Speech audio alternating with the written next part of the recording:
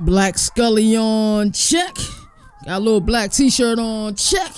Welcome to another marvelous episode. On today's docket, we're going to talk about some coaches that are on a hot seat heading into the 2025 season. I think we want to talk about some coaches that are deserving to be on the hot seat. We're going to also talk about some coaches that I think other people are talking about that are on the hot seat.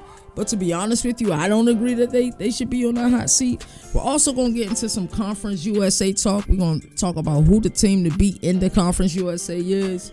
I think if you've been paying attention, we all know who the team to beat in the Conference USA is. And then we're also going to get into the news segment. We'll talk about some of the sanctions that have been handed down by the NCAA and also some of the self-imposed sanctions that teams have given themselves. Governor of College Football, hashtag #GoCFB. CFB Nation, your only college football destination. Let's get it. Governor of College Football, we're going to recap ACC. Hey, that's CJ defensive minds. They have to be better on that side of it.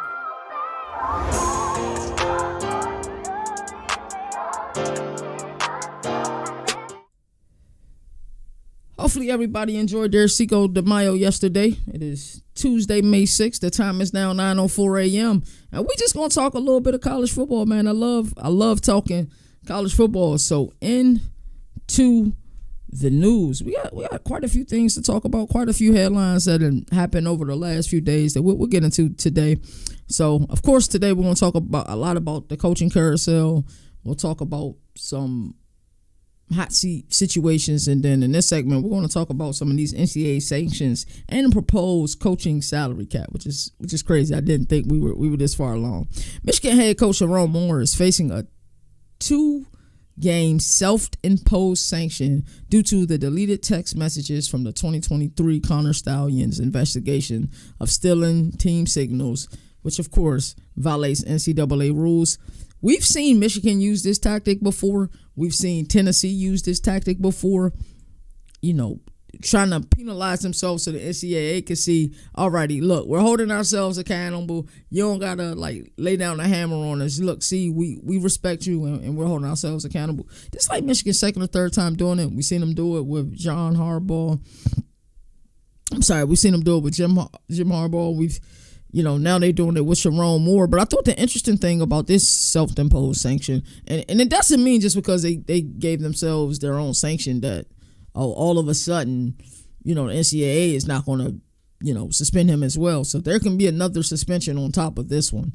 But this one, I think the uniqueness of it was the 2 games that he's missing. I believe the 2 games are week 3 versus Central Michigan and week 4 versus Nebraska are the 2 games that he was missing. I think it was important for him, because he played at Oklahoma, it was important for him to go back to Norman and for that week 2 game versus Oklahoma. This is interesting. I think the more that the NCAA decides to dig into the situation, the more and more we'll see Michigan be like, all right, you caught us. We're going to go ahead and, give our self-imposed sanctions. So that's the Michigan situation. More sanction news. I guess Charlie Baker and company feel like they want to lay down their hammer. They kind of decide, they pick and choose when they want to lay down their hammer. I guess this week they want to lay down their hammer. Cal received a 1-year probation. They don't come off of that probation until I think it's May 2nd, 2026. And these are for recruiting violations. Allegedly, one of their staffers had conversation, I believe, with 4 athletes and their families, and I guess at the time it was illegal for them to have those contacts. I think it was impermissible contact was the verbiage that they use. And like I said, this probation will last until May 2nd, 2026. In college football, I've always had the belief, especially pre-NIL era. Let's go back to pre-NIL, because now it's kind of like the Wild Wild West, but let's say pre-NIL, pre-transfer portal era. I always had the feeling that if you're not cheating, you're not trying. Teams have been stealing signs since the beginning of time. Did they do it the way that Michigan tried to do it with Connor Stallions, where you see them on different teams' sidelines with different apparel and stuff like that? Probably not to that extent, but if you're not, aware of your signs, those signs can be stolen very, very easily. It's not a difficult thing to do. And it's surprising that with all the modern technology we've had, how long has the NFL had the green dots on the helmets for the quarterbacks? And the fact that college football didn't go to the green dot until this past season is ridiculous. Like, I understand, if you want to run, no huddle schemes, you can get the calls out to your wide receivers as quickly as possible, getting the calls out to your offensive linemen as possible, getting the calls out to your quarterback as quickly as possible. Of course, the signs make it extremely easy when you're running some of these turbos and some of these no huddle offenses. I get it. But like, come on, bro. With the modern technology, you can run a no huddle, maybe not turbo, but you can definitely run a no huddle without using all of these signs. So like I said, in college football, my belief was always, if you're not cheating, you're not trying. Were players getting paid before NIL? Yes. That surprises no one. Players have been getting paid for a long time. Now, how they were getting paid and the ways that these teams paid them, I'm not sure. But if you ever seen the movie Blue Chips, I believe, the movie Blue Chips wasn't just cinema. I believe some of the ways those families got the money was some of the ways that, these players and their families have been getting money for a very long time. NIL kind of made it the wild, wild west. So it's kind of interesting to see that teams are still getting sanctions in the NIL era for stuff like sign stealing. Well, sign stealing kind of makes sense, especially to the extent that they went to it in Ann Arbor and Connor Stallions.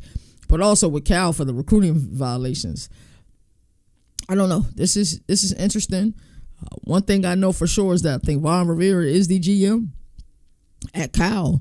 And I don't know, something like this taking over that GM role is rough with the probation that they got. The good thing and the good news for Cal is, even though they do have that 1 year probation, the good news is if they're able to become bowl eligible this year, they've lost a myriad of players, including a dynamic running back and Jaden Ott. He's now in Norman.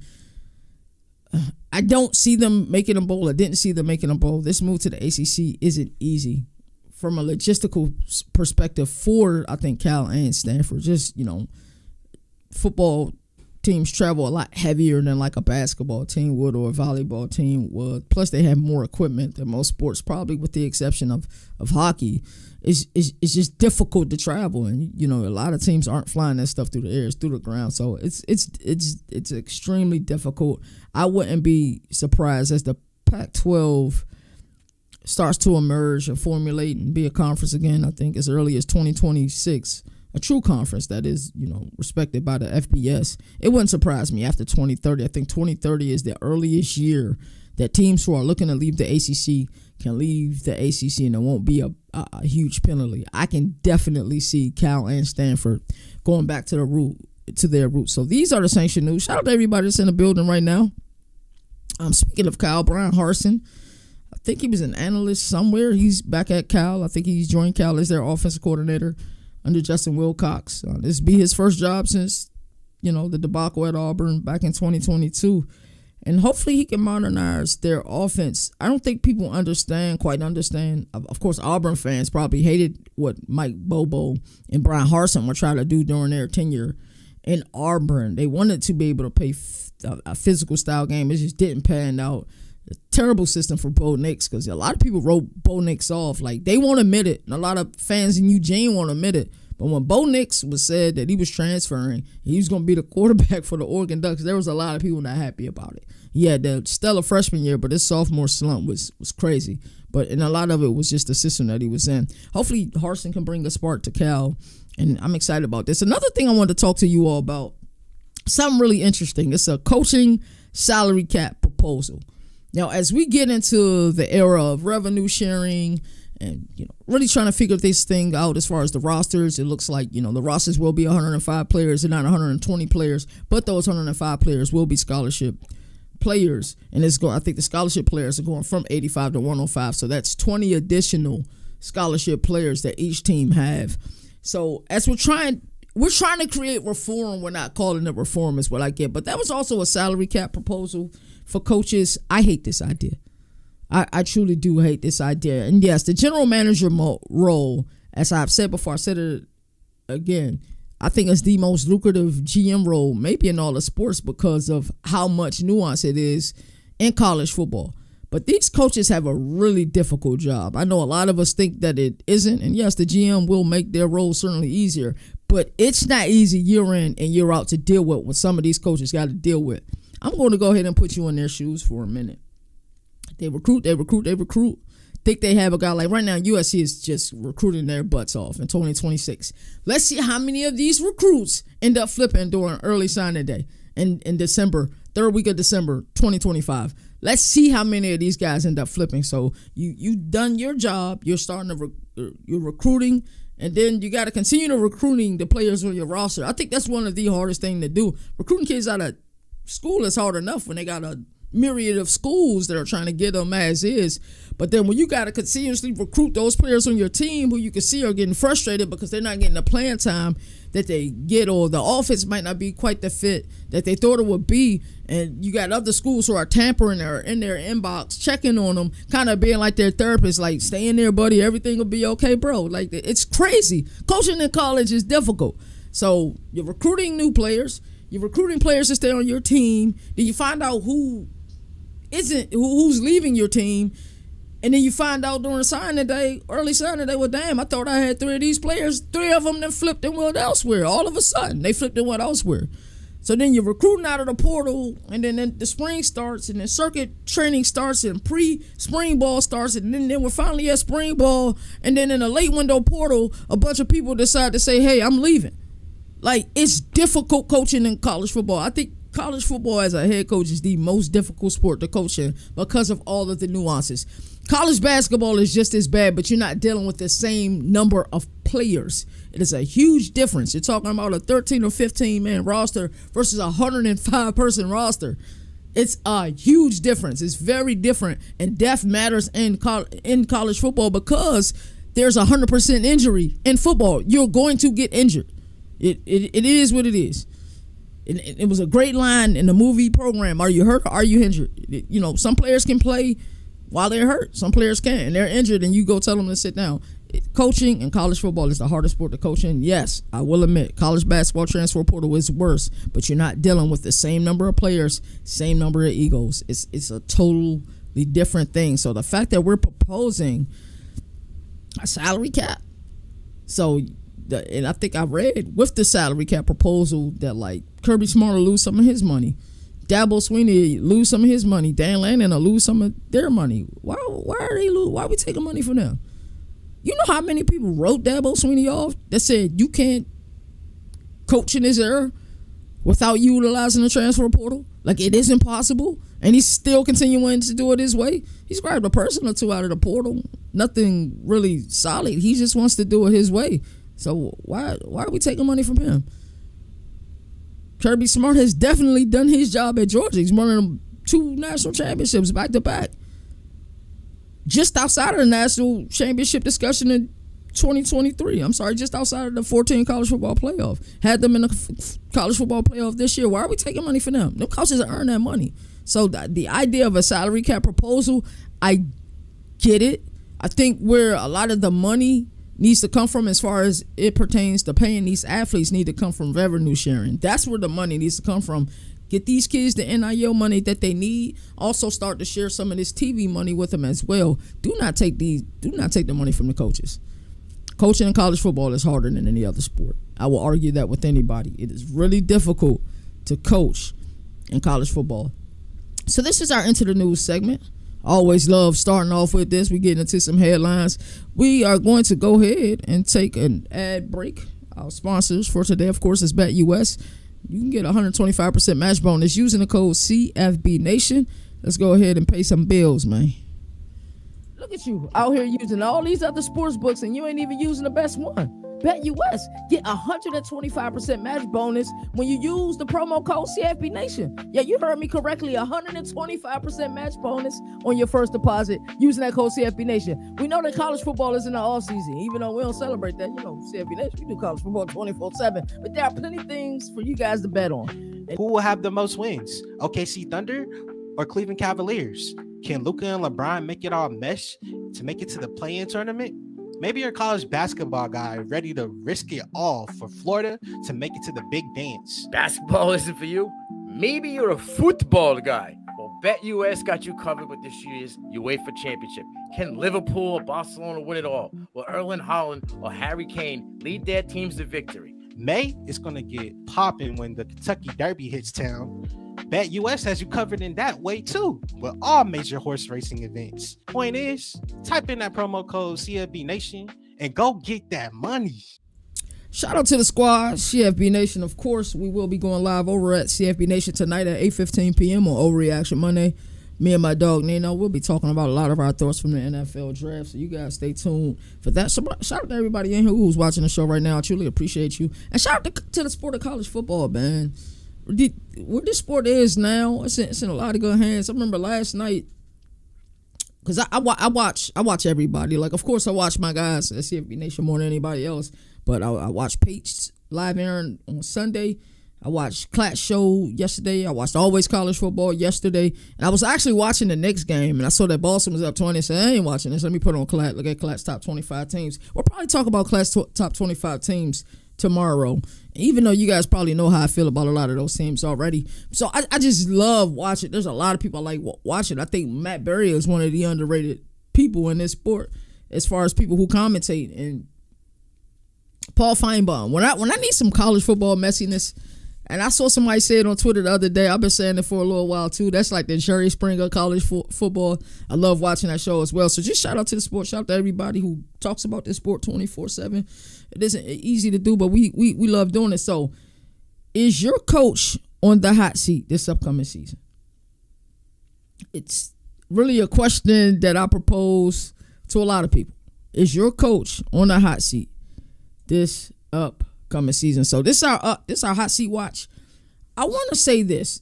I don't have Billy Napier on this list. I saw Billy Napier as I always do my research for every show.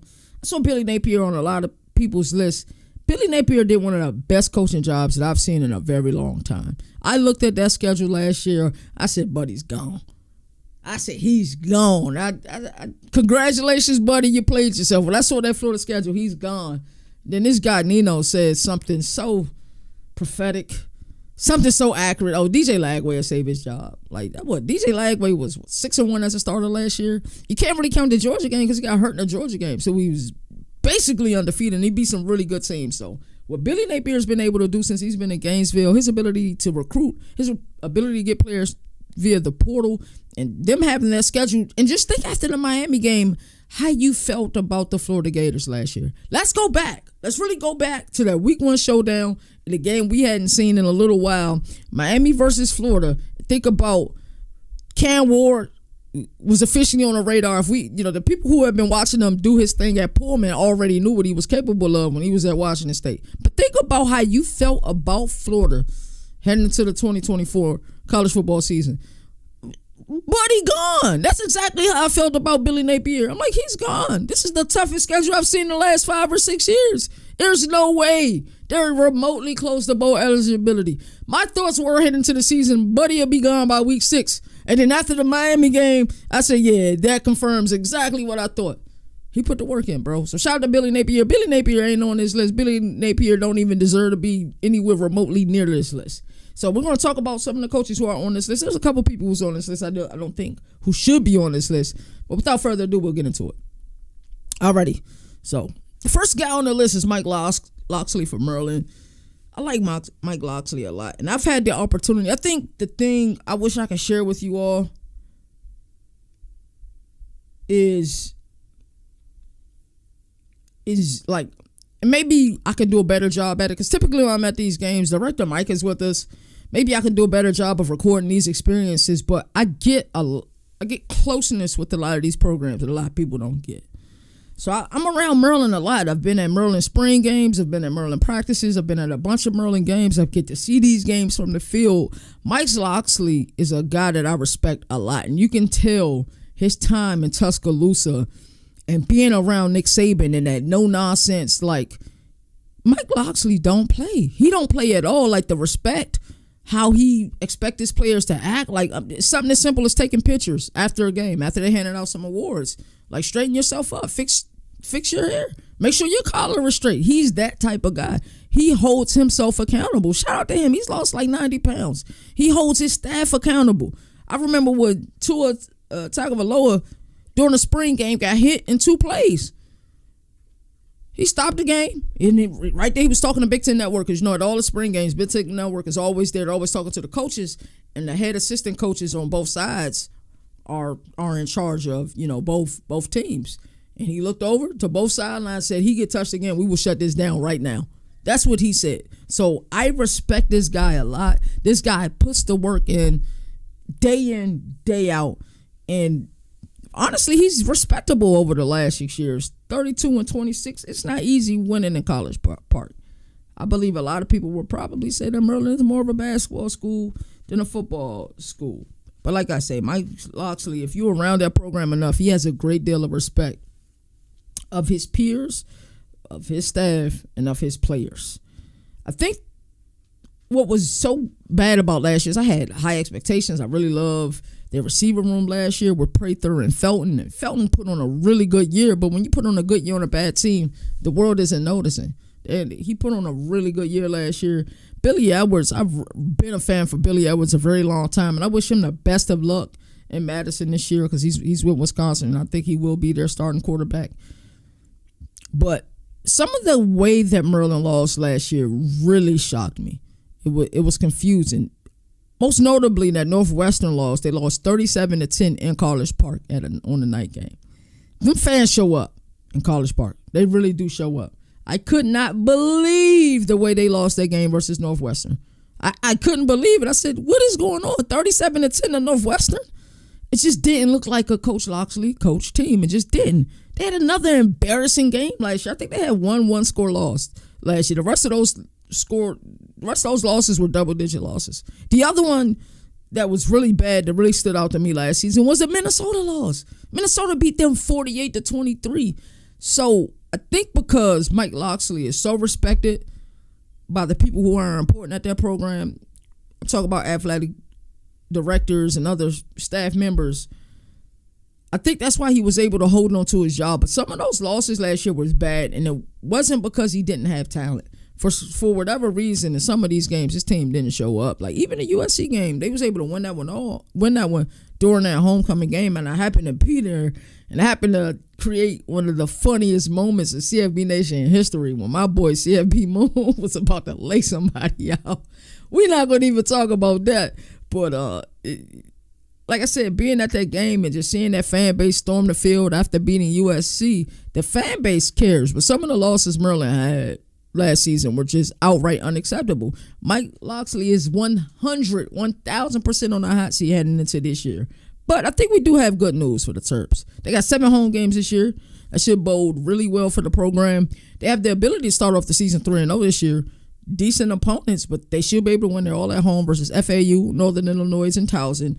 I probably will make one of those. I just got to check with Moon. Actually, I'm not sure because I think we got week 1 and 2 already mapped out. So they should start off the season 3-0 versus, like I said, FAU, Northern Illinois, and Towson. And then they head to Madison to take on. I love games like this. You guys know how amped I am for September 20th when Jackson Otto heads back into Norman. I'm really excited for that game. Truly excited for that game. I think we're going to see fireworks. I think we'll see Ben Arbuckle and John Mateer put up a lot of points, but I think Hugh Freeze and them are going to truly give Jackson Otto the reins with their wide receiver core. I think we're just going to see a lot of points that game. So they can start off 3-0. Like I said, then they head to Madison to face Billy Edwards and the Badgers. True freshman native, man, Malik Washington looked like he's going to be the guy at quarterback. I wasn't certain, but after the spring game, I'm 100% certain he's going to be the guy at quarterback if he continues to do what he needs to do at fall camp. And he's a Maryland native. He's a son of the state. It's going to be interesting. I think he's going to be able to put some fans in the seats. Hopefully, they could be bowl eligible. If they can start the season off 3-0 and then go to Madison and somehow find a way to win in Madison, they can start off the season 4-0. I think 7 or more games, Locksley keeps his job. Even at 6-6, he keeps his job if he wins the bowl game. I don't want to see him fired. He's a great coach. He's a great offensive coordinator. We've seen what he was able to do with Tua. And then what he also did with Talia. He coached both of them. So Mike Locksley, I think, keeps his job this upcoming season. Up next on the hot seat watch, we got Mike Norvell. I'm not happy that Mike Norvell is on the hot seat, but I get it. Especially after their 2023 season, and the season which they were left out of the college football playoff because their starting quarterback was hurt. I just don't know how that happens to win your conference championship, and then y'all can't be in the playoff because your starting quarterback hurt. I understand it was only 4 teams. It was still crazy. So a lot of people suspected that Mike Norvell may be fired. People I respect expected that he might be fired after the 2024 campaign. He got rid of both of his coordinators. I think he's done a great job in the portal. He's been able to get Tommy Castellanos from Boston College. Tommy Castellanos, I don't know where he's at with Bill O'Brien, but Bill O'Brien has made him a better quarterback. If you look at the amount of interceptions he threw the year prior with Jeff Hafley, shout out to Jeff Hafley. Jeff Hafley is a dude I really respect in the sport. I think he's defensive coordinator at Green Bay. If you've seen that jump from 2023 to 2024, yeah, the rushing yards went down. I think you see Florida State use him as a runner a lot more than you've seen this last year with Boston College. But the thing that he did this last season at Boston College before he was ultimately benched and then Grayson James took his spot, he was able to protect the ball. 18 touchdowns, 5 interceptions. Really good for Thomas Castellanos. I think he's reunited with Gus Malzahn because he was at UCF before. Or was it USF? Before he went to Boston College. So he's with Gus Malzahn. I'm interested to see what that offense looked like with Gus Malzahn. The offensive line is reworked. I guess we're going to have to see how good this offensive line really is. They got about a middle-of-the-road schedule, but I think Mike Norvell does enough to keep his job and keep the fan base and the boosters happy in Tallahassee. Now, what is that number? I don't know. Because, would the fan base be happy with a 7-5 year? Truly, probably not. Not even an 8-4. 9-3 or better and a chance of playing the ACC championship. They'll probably be more elated with. I'm not sure if they're happy with 7-5. 6-6, they'll probably still call for as a job. He may keep it, but they'll call for his job. 7-5, if he win a bowl game, I think they'll be all right. But like I said, it's just tough coaching in Tallahassee. It is what it is. It's very tough. But I think some of them need to remember some of those bad years in Tallahassee. Up next on our Coaches Hot Seat Watch 2025, we got Scott Satterfield of Cincinnati. I said this before, I said it again. At the conclusion of the 2023 season, we had a show over on CFB Nation and we asked what coaching hire did we hate the most? And we all unanimously said we didn't like the Scott Satterfield fit with Cincinnati. Not after what Luke Fickell was able to do with that program. Luke Fickell brought 5 seasons consecutively of 9 or more wins for the Bearcats, including a college football playoff berth. The last 2 seasons under Satterfield has been rough, but he's been putting in the work this offseason. And I was just talking about this with the Big 12 yesterday. There seemed to be a surprise team every year in the Big 12. Scott Satterfield is definitely putting in the work. He's bringing the right players there. He's been active in the portal. I'm happy to see that. But if we look at this thing and we really be honest, let's really be, I'm not here to sugarcoat anything. Let's really be honest. His successor at Louisville, Jeff Brom, has done a better job than Scott Satterfield did at Louisville. His predecessor at Cincinnati, Luke Fickell, did a better job at Cincinnati than Scott Satterfield is doing at Cincinnati. I think his time is running out. And while I truly do believe that the Big 12 is wide open and every year is wide open and we get those surprise teams every year, I'm not sure this is the year for Cincinnati. I'm just not sure. I'm truly rooting for them. I'm truly rooting for him. I just don't see it. And it wouldn't surprise me, and I hate to say things like this, but I have to be transparent. That's the reason why you're watching it, that he may end up being a mid-season fire. I hate to say it, but I got to be honest. Up next on this 2025 college football hot seat watch, we got Lincoln Riley. Why is Lincoln Riley on this list? I have no clue. I really have no clue. I don't. He's 26-14 in 3 seasons there. He definitely had some success during his time in the Pac-12.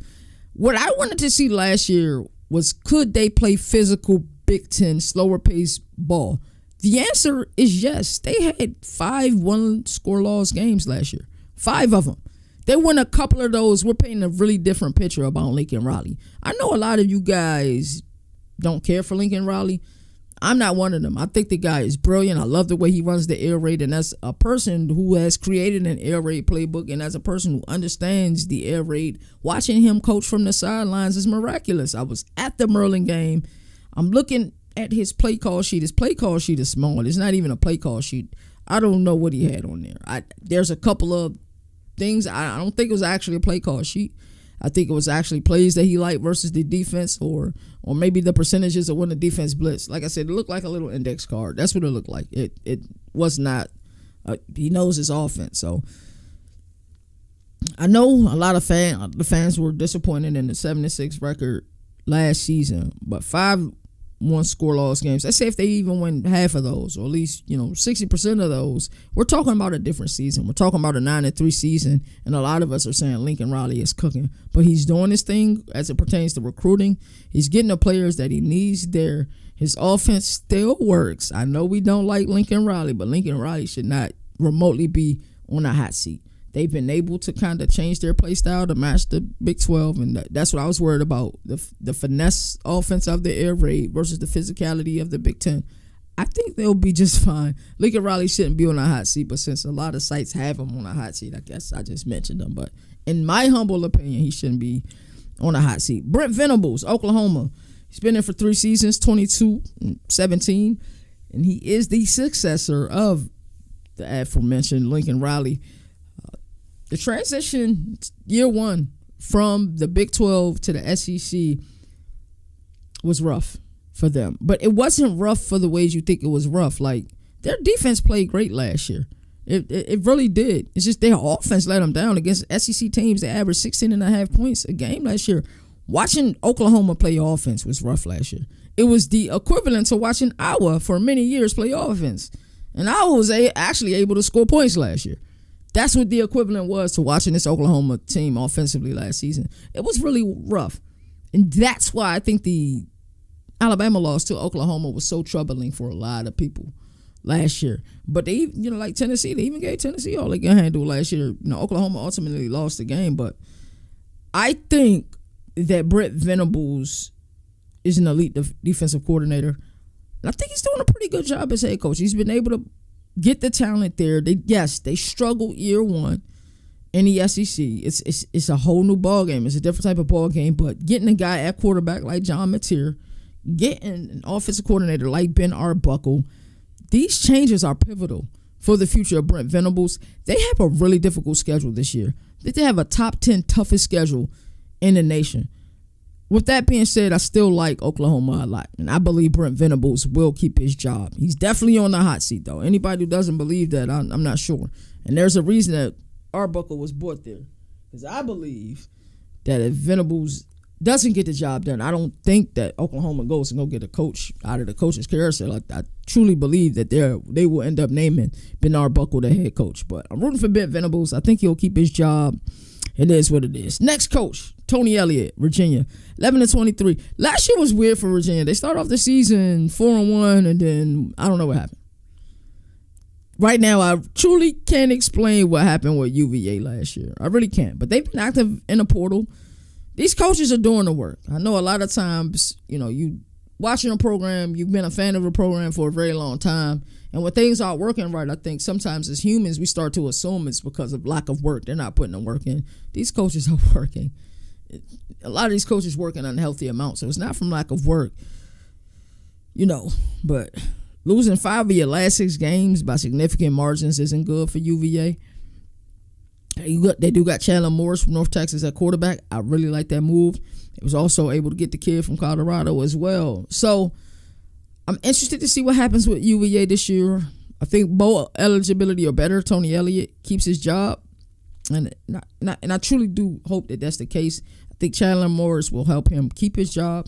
I don't expect a great record this year from UVA, but I don't see why they can't be bowl eligible. Luke Fickell is on this list. I know a lot of y'all probably be like, yo, what in the hell is Luke Fickell doing on this list? Like, was really good. What's really going on? Like, he just got a contract extension.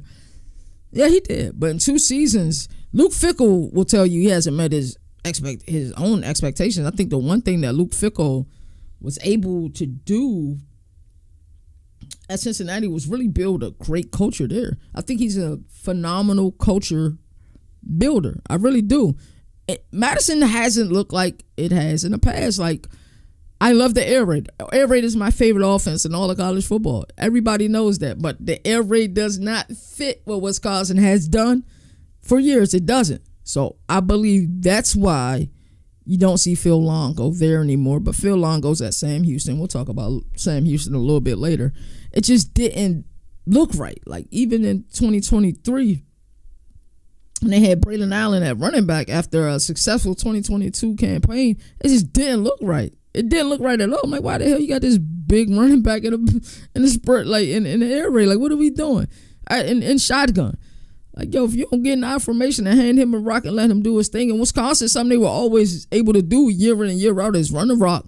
They always had great offensive linemen, particularly at the guard spot and in center, those interior offensive linemen, as we like to call them. They just didn't look like Wisconsin, if we're being honest, and if we're giving it an evaluation. They gave him an extension that shows me that he has buy-in, that shows me that the Wisconsin brass truly believe in Fickell. It'll be interesting to see what happened. Like, you give a man a contract extension, I think they were expecting them to perform better, especially, with them going back to their traditional offense. They did get a guy from Maryland, and Billy Edwards, a guy that I believe in a lot. So I'll be excited to see what happens there. We will be taking a trip up to Madison this year. I'm not sure which week, but Wisconsin is one of those schools that's really close with the CFB Nation, and we truly do appreciate them. So I'm hoping he's able to keep his job, and if not, he'll have a job within the next few days, because that's how good of a coach I believe Luke Fickell is. I just think that, what Phil Longo likes to do, I just don't think it fits. The air raid just doesn't look right in Wisconsin, in Madison, Wisconsin, if I'm being honest.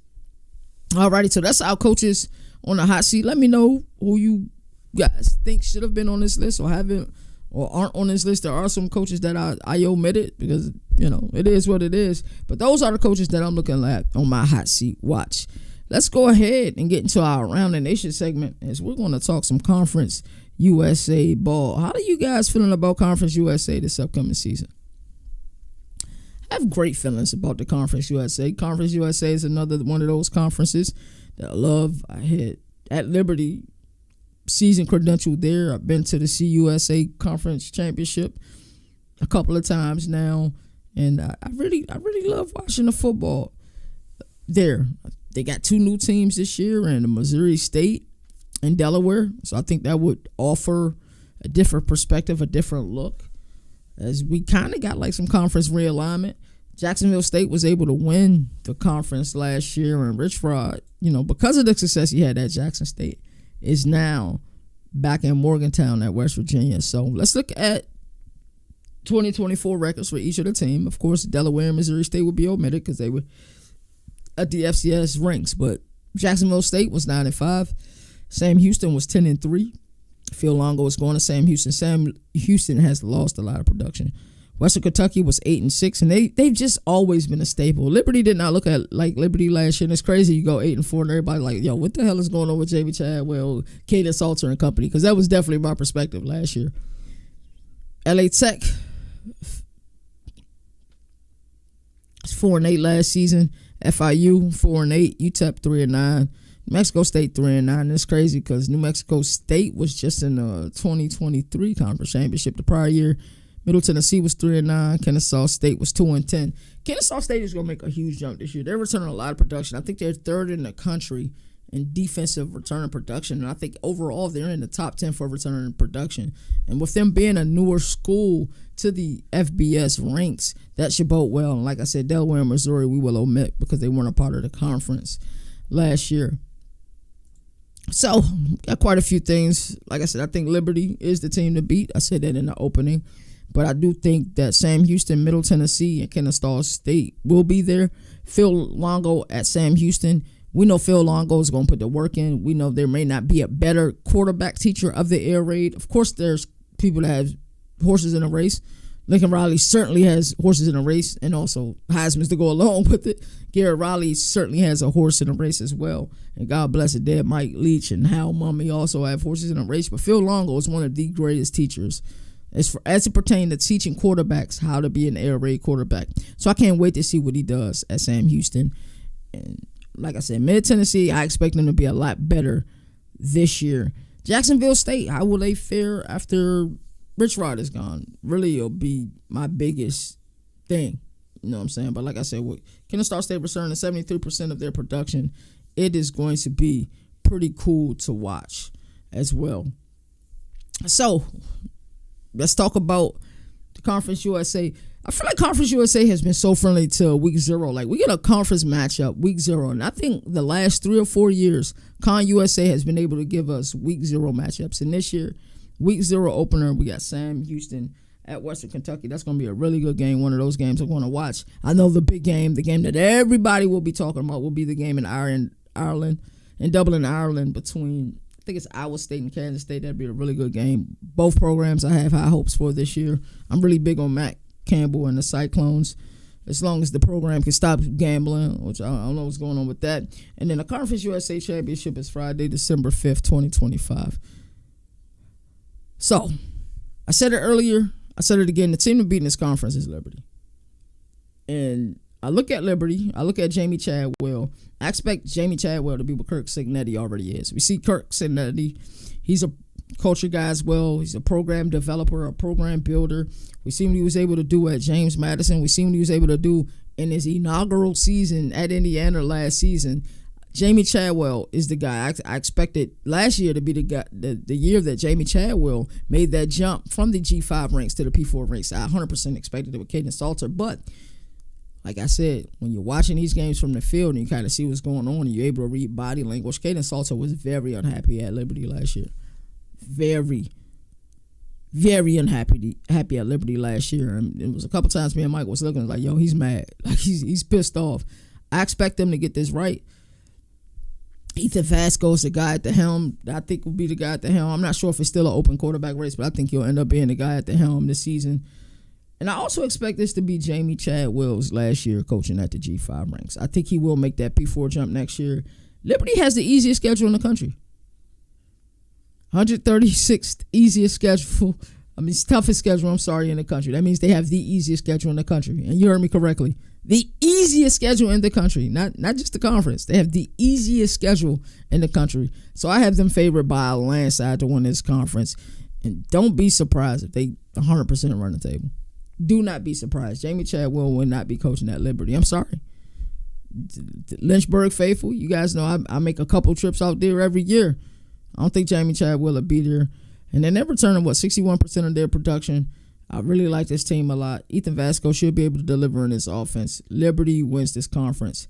Sam Houston lost a lot of production. Coaching change. Phil Longo's going to have a chip on his shoulder. Things didn't quite work out in Madison. As we talked about earlier, Phil Longo's going to come in. He's going to put the work. And I expect Sam Houston to be there right there in the thick of things. I believe Liberty is the team to beat. And then you have that next tier of teams. I think Kennesaw State is going to make the jump this year. I also believe that Middle Tennessee will be much improved this year. Western Kentucky will always be there in the thick of things. If I had to actually name a number 2 team, it'd either be probably Sam Houston or Western Kentucky. And I'm probably leaning more towards Western Kentucky, but my belief in Phil Longo and the boulder of a chip he's going to have on his shoulder, I can't wait. I truly can't wait for that. So this is my Conference USA outlook. Liberty wins. That's all it is. We really had to talk about. 2024 season was really great because I think a lot of us, like I said, heading into the season, expected Liberty to win it all. Here comes Jacksonville State. Jacksonville State was able to win the conference championship, and the Rich Rod is back in Morgantown.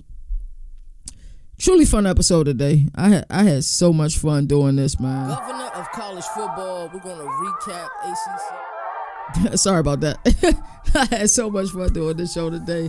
As I always like to say, there are no more victories in the sport that survive in advance. That's why college football has the greatest regular season. And until next time, I will see you all tomorrow at 4 p.m. We also